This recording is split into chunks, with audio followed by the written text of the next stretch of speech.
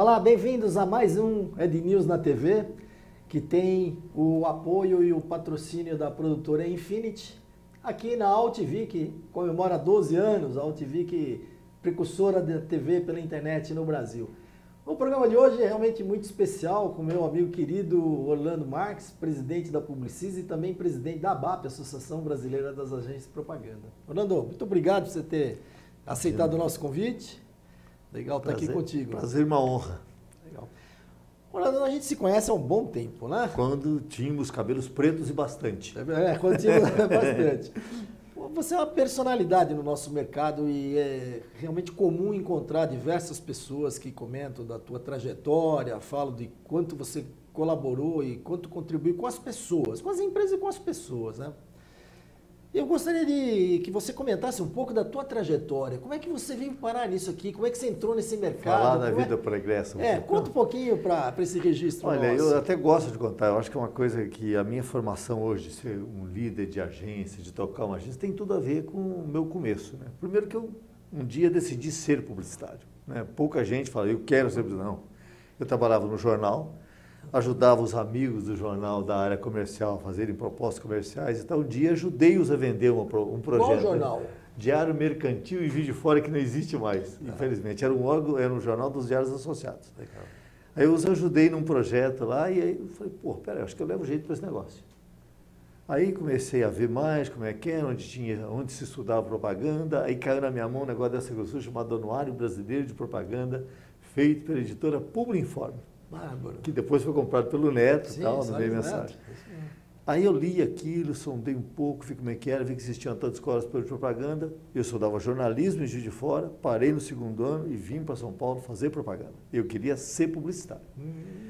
E aí desenvolvi minha carreira em veículos, mas não morei no começo da minha carreira agência. Eu fiquei com vontade de trabalhar em agência de propaganda e procurei o Ivan Pinto, que era meu professor na escola de propaganda.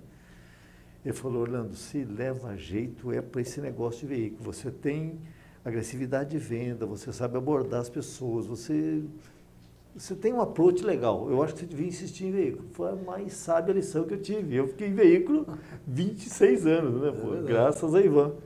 Fiz a minha carreira toda em veículo. Naquela época, da Escola de Propaganda, a Editora Abril foi na escola buscar alguns alunos para levar para a Editora Abril como trainee. Você ficou muito tempo na Editora Abril, nessa primeira etapa, Eu entrei, né? na Editora Abril como trainee e saí como diretor-geral de publicidade e publisher de Veja. Saí 20 anos depois, desculpa. 20 anos depois. E saí para ir para o Estadão, então, veículo, Editora Abril, Estadão, depois Editora Globo, depois TV Bandeirantes, depois TV Globo e depois da TV Globo, Brasil Mídia Exterior. Da Brasil Mídia Exterior é que eu fui parar na Publicis. É ótimo. Então, virei agência, assim, fui administrar a agência tendo experiência só de administrar veículo, mas conhecendo as agências bem, porque eu convivi com elas a vida inteira. Com certeza. Nós convivemos anos juntos, né? Você em agência e eu em veículo, mas um convívio de aprendizado, porque até por osmose você acaba aprendendo, né? De tanto estar junto com as pessoas de agência. Então, eu tinha um certo receio quando fui convidado para dirigir a Publicis. Mas foi bom, do negócio eu entendo, eu posso não entender aqui do intestino de uma agência, como aliás acho que ainda não entendo direito, mas do negócio eu entendo porque estamos todos no mesmo negócio. Muito legal, bom conhecer e registrar esse histórico.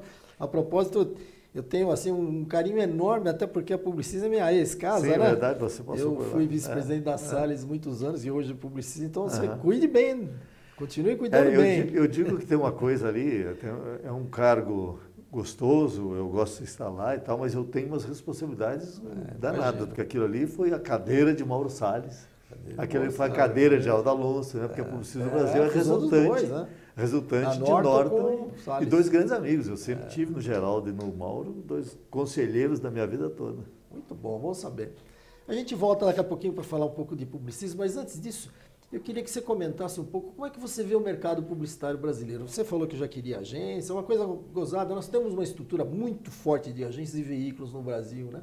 Como é que você vê esse nosso desempenho e até comparado hoje no cenário mundial, já visto que você está numa multinacional? Bem, eu acho que a propaganda brasileira, o mercado publicitário brasileiro, não deve nada nenhum no mundo em termos de... Sabemos o que fazemos com qualidade, temos grandes campanhas, somos criativos. E tem coisas que a gente faz até melhor. Eu acho que essa separação à vida no mundo entre o negócio da propaganda e a mídia, eu acho que isso é uma coisa que atrapalhou o negócio das agências. E o Brasil tem isso junto. Sim. Acho que isso é uma grande qualidade. Eu acredito, defendo, propago, digo isso para os nossos companheiros da Publicis do mundo afora, eles falam assim, como você é feliz. E é verdade, porque está junto, quer dizer, se um cara meu de criação ou de planejamento pensa uma ideia, a mídia está ali, chama para reunião. E não é que chama para reunião e o cara está no outro CNPJ, não, é da mesma empresa, estamos todos no mesmo barco, estamos todos olhando para um negócio chamado cliente, né, e ver como é que a gente junto cria a melhor solução. Eu estava outro dia falando com o cara da Publicis, de uma das agências da Publicis na Índia, ele falou assim, mas no Brasil é assim, nós perdemos isso 5 anos atrás, ou seja, na Índia 5 anos atrás era assim, eles perderam. Ele se arrepende de ter perdido. Então, acho que nisso, o negócio da propaganda no Brasil, não posso dizer, a gente é exemplo porque a gente, na realidade, está mantendo o que o mundo deixou de fazer. Mas acho que a gente faz bem, acho que a nossa criação é boa, acho que a gente tem ainda muito a aprender em gestão, né? Acho que a gente pode ser mais eficiente na gestão, a gente pode ser mais eficiente na relação da tua administração do tempo com o cliente, né? Tem uma relação ainda pouco profissional entre o cliente, aquele cliente, não são todos clientes, mas você tem aquele cliente desrespeitoso que fala, não, eu quero, faz, eu estou mandando, né? E o cara às vezes não quer pagar direito, ele quer vilipendiar o trabalho que você faz. Então, isso ainda é uma coisa que eu acho que a gente tem países que fazem isso melhor. Estados Unidos, Inglaterra, França, sabe valorizar melhor isso. Isso é melhor valorizado. Mas eu acho que a gente aprende, com o tempo aprende. Eu mesmo tenho aprendido a valorizar melhor o trabalho de criação, de planejamento da agência, por conta dos exemplos internacionais da própria rede Publicis, né? É verdade. O Brasil em Cannes, nesse ano de 2013, saiu muito bem, né? Ficamos com recorde de leões, 115 leões e um Grand Prix. Recorde de leões, um Grand Prix, agência do ano. Agência do ano. Então, E conseguimos aquele titânio, que era a comunicação integrada, para o Dove, né? Que já entra na parte de internet, ou seja, já envolve um conteúdo, não necessariamente um 30 segundos, né? Que é eficaz, mas uma coisa mais extensa e estratégica. Como é que você vê essa mudança da comunicação entrando em tecnologia? Essa tua pergunta é muito boa, porque Cannes mudou. Sim. Quando eu ia para Cannes, para a Editora Abril, eu ia ver anúncio. Eu chegava lá via comerciais, via anúncios de televisão, de rádio, revista, via tudo, via outdoor. Aí começou a ver o Titânio, começou a integração ali no Titânio. Hoje, Cannes não tem mais essa história de anúncio. Quem for levar só um anúncio para Cannes pode até ganhar um leãozinho lá, mas não tem graça. O negócio que ganha hoje Cannes e que encanta Cannes, encanta jurados, encanta o negócio da propaganda, encanta todo mundo, é essa integração. Onde o digital é o papel fundamental. Sim. Né? Esse Titânio aí que a Ogilvy ganhou, meu Deus do céu, queria para minha agência, quer dizer, aquilo é uma maravilha, é uma coisa bem feito. Um orgulho, né? É um orgulho, quer dizer, não é porque é meu concorrente, mas eu falei isso para o Sérgio Amada, né? Eu falei, gente, parabéns, é maravilhoso, fizeram um belíssimo trabalho, uma coisa que o mundo inteiro respeita, e aí o mundo inteiro votou, o mundo inteiro premiou e foram a agência do ano. Cada vez mais Cannes anda nessa direção, não é essa história de anúncio. A gente até ganhou lá leõezinhos com os anúncios, mas a gente está tentando também, né, Publicis, construir isso, cases onde a gente integre tudo. Quer dizer, e esse é o pulo do gato, eu acho, é o grande desafio hoje do gestor de uma agência, como é que você integra essa coisa. Quer dizer, como é que você põe o digital trabalhando junto com a criação, com o atendimento, com o planejamento, com a mídia, from the beginning, quer dizer, nasceu, tem que nascer com o digital junto. Não pode ser essa coisa, não. Eu pego o brief aqui e chamo o digital. Não dá. Tem que ser junto. Está junto, né? Tem que ser junto. E quando nasce junto, sai bem feito. Quando você vai correndo atrás, já não é a mesma coisa. Concordo. E essa etapa de criação onde a agência, de fato, mexe no conteúdo, ou do veículo, ou daquela peça que se torna mais extensa, se torna um entretenimento, quase um media content. Como é que você vê esse papel do criativo, Nando? Pois é, o criativo também já não é mais o fazedor de anúncios. Pois é, exato. Porque se você não está mais olhando apenas uma peça em si, criativo não é fazedor de anúncios. Criativo é um integrador. Quer dizer, se o cara consegue olhar uma ideia e ver como é que ela se faz efetiva na mídia impressa, na eletrônica, na televisão, na internet, e faz isso com talento, vira o Dove, vira o caso do Esporte do Recife, vira o caso do Vitória, vira viram os cases bonitos que nós tivemos em Cannes. Quer dizer, com certeza aquele primeiro insight que o criativo teve, putz, isso aqui deve ficar lindo numa revista. Isso foi um insight. Sim. Mas aí ele viu o resto, porque se não vê o resto, morre ali. E alguém vai puxar daquilo ali uma ideia melhor, vai chupar a tua boa ideia. Então, eu acho que o criativo hoje, e a gente tem na agência bons criativos fazendo isso, nós temos, não vou citar os nomes deles aqui, porque eu posso correr o risco de errar um cara do terceiro escalão, que às vezes faz melhor do que os do primeiro, mas nós temos na Publicis, na nossa agência, gente muito boa fazendo isso e fazendo cada vez melhor. Fazendo cada vez melhor, a gente força muito, o Hugo, que é o diretor-geral da criação, ele força muito isso. Se a gente não integrar essa coisa, não vai funcionar. E aí, os criadores estão cada vez mais trabalhando de forma integrada nisso. O velho cabeludo Hugo Rodrigues, né? Grande criativo, grande parceiro. Um com ele, colegão de muitos anos. Vocês trabalharam juntos? Trabalhamos juntos, Orlando, conta um pouquinho agora da Publicis. Como é que é ser presidente? Porque uma coisa é você atuar de uma forma publicitária, outra coisa é ser presidente, que tem que carregar toda uma estrutura, né? E que até envolve administração, né? Como é que é ser presidente de uma enorme agência como é a Publicis hoje, no Brasil e no mundo? Olha, ser presidente, tocar uma operação depois que ela está montada, andando, tem bons profissionais, está bem organizada, eu diria que não é difícil desde que você tenha bom senso, desde que você saiba trabalhar com as pessoas, motivá-las, tratá-las bem. O complicado é você reorganizar coisas. E o começo meu na Publicis foi muito complicado, que tinha que se reorganizar, tinha uma situação que a gente precisava juntar as pessoas. Aquilo foi um desafio que me motivou aí, mas aquilo foi mais trabalhoso. Dirigir uma empresa hoje, na minha maneira de ver, é muito mais. Você tem que ter foco nos teus clientes para saber quais são as demandas deles e foco nas tuas pessoas. Pessoas, eu não estou falando nem de talento, estou falando de pessoas. Quer dizer, desde o office boy, recepcionista, até o diretor-geral de criação da agência. Quer dizer, se não souber tratar essas pessoas bem, motivá-las, impulsioná-las, elas não acreditam nas tuas causas. E aí você fala, olha, gente, eu preciso de vocês aqui sábado e domingo. Os caras podem até vir, mas não vêm com boa vontade, não, vem aquela, sabe, a flor murchando no vaso. Agora, se as pessoas acreditarem nas tuas causas, acreditarem que você é parceiro, que você está junto com elas, que você os motiva, elas fazem isso sorrindo. É o papel do líder. E aí o talento vem, entendeu? Aí as pessoas ficam mais talentosas. As pessoas felizes são mais talentosas, né? Então, não pode maltratar, não pode subestimar as inteligências, as capacidades das pessoas. Tem que contar com o melhor que cada um pode dar. Tem que tirar dessas pessoas o que elas podem dar de melhor. Tem treinamento interno também, Orlando? Ou às vezes se manda para o exterior, ou manda para fazer cursos? Manda, mas manda-se muito pouco. A gente tem algum treinamento interno para funções específicas. Para o exterior, a gente manda-se coisas muito pontuais. Nós temos umas coisas motivacionais dentro da Publicis que eu acho que funcionam muito bem. Nós temos um negócio chamado o Prêmio Leão, né, que o leão é o símbolo da Publicis. Né? Sim. Então a gente criou o Troféu Leão. Que chupou, né? A gente criou o Troféu Leão, né, que premia todo mês o melhor funcionário de cada departamento. E esse cara, ele pode ir para Cannes, porque no final do ano a gente escolhe um deles para Cannes. O cara vai para Cannes com tudo pago. Então, o Troféu Leão é um reboliço dentro da agência, porque pode premiar o cara da administração, o cara da contabilidade, o cara da mídia, da criação, do atendimento, todos eles. Todos eles têm chances iguais e pode ir para Cannes. Né? Então, isso é muito gostoso na agência, porque aí você vê o cara que está entrando hoje, que vê aquela coisa com garra. A gente vê isso nos estagiários. O estagiário começa a olhar aqui e fala, eu quero trabalhar aqui, pô. Às vezes teve no estágio e ele não consegue pregar todo mundo, os caras falam, pô, mas eu não quero ir embora. Eu quero ficar, né? Muito legal. E como você vê também o lado competitivo? Porque o Brasil acho que tem uma lição para o mundo, principalmente nessa área, porque a gente não tem nenhuma restrição ou regras ao capital estrangeiro ou à disputa internacional.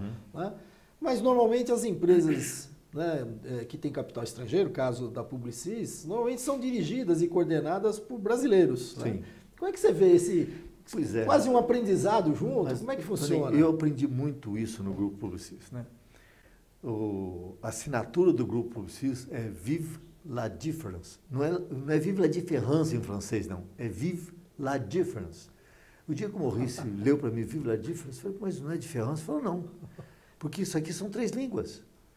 É o vive em francês, é o lá de português e espanhol, e o difference em inglês para mostrar que isso aqui é uma comunidade mesmo. E a gente respeita as diferenças, né? E depois, quando o Grupo Publicis, quando a Rede Publicis comprou a Talent, ele foi lá na Talent dizer isso. Eu ouvi dele, né? Com o Júlio, com todos os diretores, até falou, a gente não compra uma agência para jogar fora uma marca, para substituir, para botar nela a marca Publicis. A gente quer ajudar com as coisas que a Publicis tem de melhor, mas a gente quer a cultura, quer essas diferenças, que são essas diferenças que fazem o Grupo Publicis ser uma coisa assim grande, uma coisa monumental, mas que mantém marcas muito próprias. Quer dizer, olha Leo Boné. Leo Boné é uma marca forte no mundo inteiro, né? Aqui no Brasil, Talent é uma marca forte, está aí a marca, cuidando bem dos seus clientes. Né? Eu tive até o privilégio de conhecer pessoalmente. Mas conheceu o Maurice? É uma pessoa ímpar, né? E chama atenção também, Orlando, essa coisa fora quase que do eixo, que de princípio é uma capital francesa, né? E hoje seguramente caminhando para ser uma das maiores do mundo, né? Onde normalmente eram ingleses e americanos, né? Então a globalização é legal também por isso, né? Aí eu acho que méritos totais do Maurice Lévy, porque o Marcel Blonstat-Blanchet fundou, o pessoal dentro do Publicis fala isso, né? Que, o pessoal na França fala isso. Marcel Blonstat-Blanchet fundou a maior agência da França que virou a maior agência da Europa. Maurice Lévy transformou no terceiro maior grupo de comunicação do mundo e agora se juntando, pode ser o primeiro maior grupo de comunicação do mundo. Isso é Maurice Lévy. Né? E faz isso com um sorriso nos lábios. Você que conheceu sabe que faz isso com charme. Né? Não é aquele hard worker que fala, não, mas não tem, né? Não tem sofrimento com ele, não. Ele exige, ele cobra, mas ele cobra com um sorriso. Né? Não precisa cobrar de uma maneira troglodita na pancada e na porrada, né? Não precisa. Com certeza. Mas eu acho uma boa demonstração de que a globalização favorece o mundo inteiro, né? Claro, e vê bem, a empresa francesa não tem nenhum presidente de empresas produzidas no Brasil que não sejam brasileiros. Somos todos verdade, no Brasil todos são. E os dirigentes são todos brasileiros. Por acaso eu tenho um francês na minha diretoria, que é o financeiro, por acaso. Podia ser um brasileiro também, da Talent é brasileiro, da DPZ é brasileiro. Lá a gente tem, por acaso, um francês. Com certeza. Queria agora que você comentasse um pouco desse teu enorme desafio, né? Nós, como já falamos, conhecemos a tua carreira de muitos anos, né? E você acabou de assumir a presidência da ABAP, Associação Brasileira das Agências de Propaganda, até presidida recentemente pelo Luiz Lara, que esteve aqui conosco, né? Teve aqui amigo Luiz Lara. Conosco a questão de dias atrás, eu vi a entrevista dele. Como é que é ser presidente de uma entidade que representa toda a categoria, Orlando? Ô, Toninho, eu não tive a menor pretensão de chegar nesse cargo, né? A ABAP teve grandes presidentes, gente de agência, gente que nasceu agência, cresceu agência e sempre tocou agência. Mas eu estava lá trabalhando junto no Congresso e o Luiz um dia chegou e falou assim, escuta, acho que você podia ser o nosso próximo presidente, porque não vai ter reeleição mais e tal. Eu falei, Luiz, eu tenho muita coisa a fazer na Publicis, pelo amor de Deus, me deixa. Né? Mas aí começa o Luiz, depois mais um amigo, depois mais isso, mais aquilo. Aí eu falei, caramba, vamos ver se eu consigo um tempo. Eu falei, me deixa pensar, né? Aí pensei em como organizar as minhas agências, né, as agências que eu dirijo, as agências Publicis, para ver se dá um tempo. Chamei os parceiros da Publicis e falei, escuta, se eu for lá, vocês seguram um pouco aqui, né? Não, tudo bem e tal, e é bom, porque tem... Tá bom, então fizemos aí um balanço e achamos que dava para encarar essa. É trabalhoso, eu confesso a você que não é muito fácil. Não é trabalhoso porque as agências dão trabalho, não é isso. As causas onde a ABAP está metida são muito importantes para não serem tocadas direito. Então a gente tem que prestar atenção nas nossas defesas. Disseram até que estavam te pressionando demais, né? Mas brincadeira à parte. Mas como é que você vê essa pressão em cima exatamente da ABAP, dos anunciantes, via leis sem a menor... sem ter um critério de discussão e estabelecer regras que fogem do total controle? Você toca num ponto importante, porque nós na ABAP, claro, a propaganda é o quê? Um filhote da livre iniciativa e da liberdade de expressão, portanto da liberdade de imprensa, né? Portanto da democracia. Se a gente não acreditar nessas três coisas, para de fazer propaganda, muda de ramo, vai trabalhar outra coisa. Então a gente está junto com todas as entidades aí ligadas à comunicação, como a ABERT, como a NJ, como a ANER, como que mais? A ABA, a ABAP, nós estamos muito juntos nisso, na defesa dessa nossa liberdade de expressão comercial e liberdade de expressão. Por que isso? Porque na medida em que você começa a ter esse tutoramento de leis em cima de leis e de algumas bobagens imensas, você está tirando dessa atividade a possibilidade dela virar adulta, dela se governar. E nesta atividade específica, que não tem um bando de vagabundo aí querendo se locupletar às custas de anunciante e de público, nós temos uma autorregulamentação que funciona muito bem. Então, não precisa ensinar a agência brasileira a fazer anúncio de batata frita ou de fazer anúncio de comida para criança. A gente já sabe.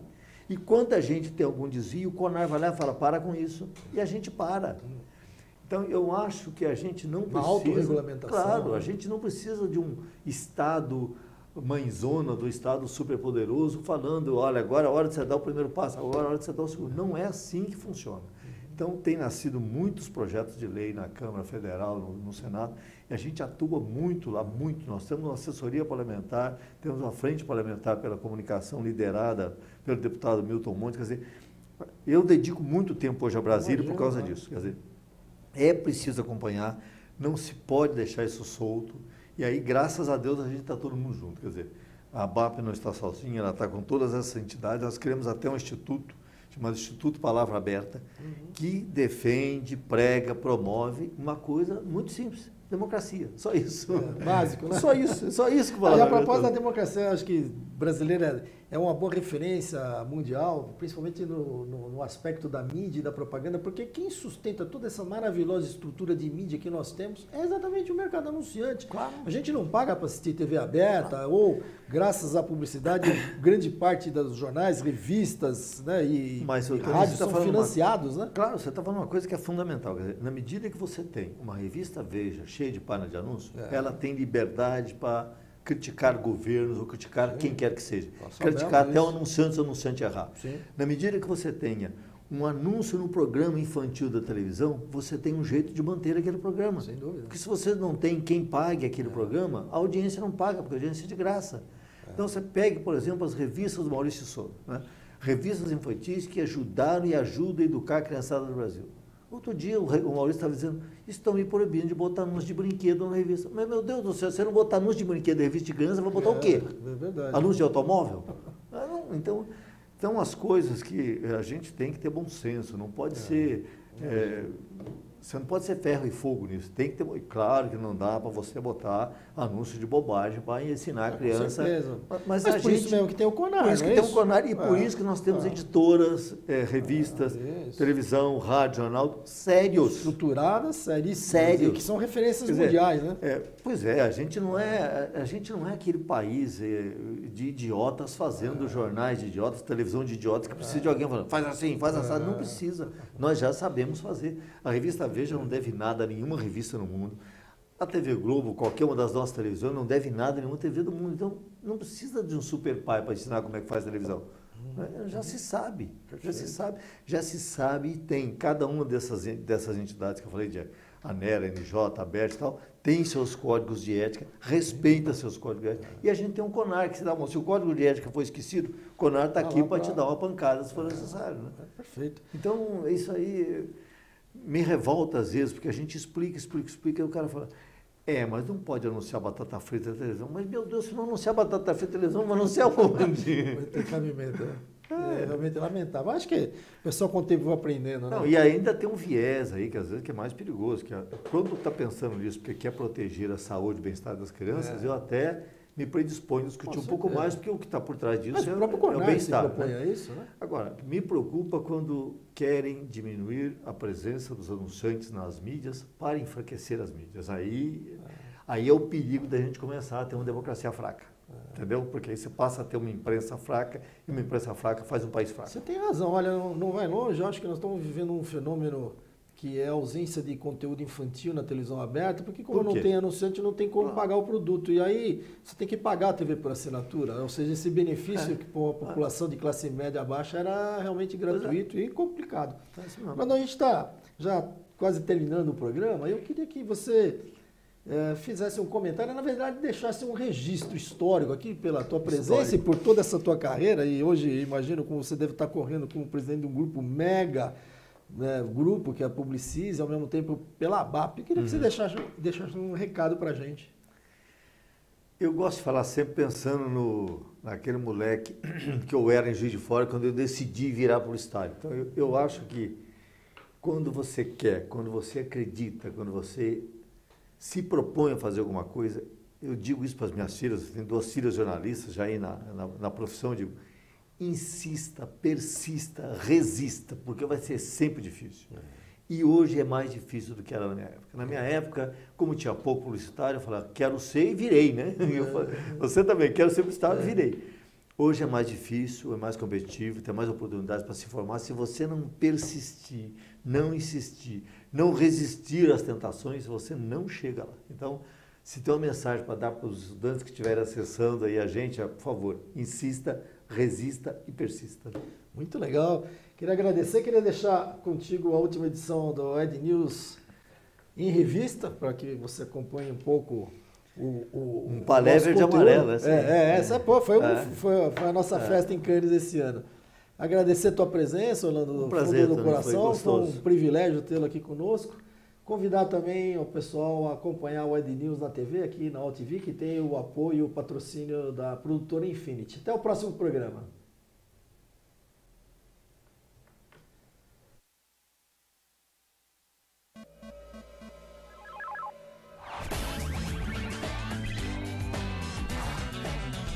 Ed News na TV.